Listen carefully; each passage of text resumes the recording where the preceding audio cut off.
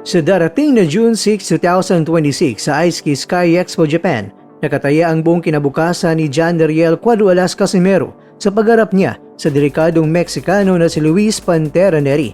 Matapos ang ilang pagkakaantala dahil sa international instability, tuloy na ang banggaan ng dalawa sa ilalim ng 3-1-55 promotion. Para kay Casimero, ang laban na ito ay hindi lamang basta pagharap ng dalawang dating kampiyon. Ito ay isang survival mission. Sa edad na 37 anyos, wala nang puwang ang pagkakamali para sa Pinoy fighter. Ang June 6 card ay isa sa pinakamalakas na show ngayong summer sa Japan at ang pagkapanalo rito ang tanging susi para muling mapabilang si Casimero sa listahan ng mga elite contenders sa Super Bantamweight Division.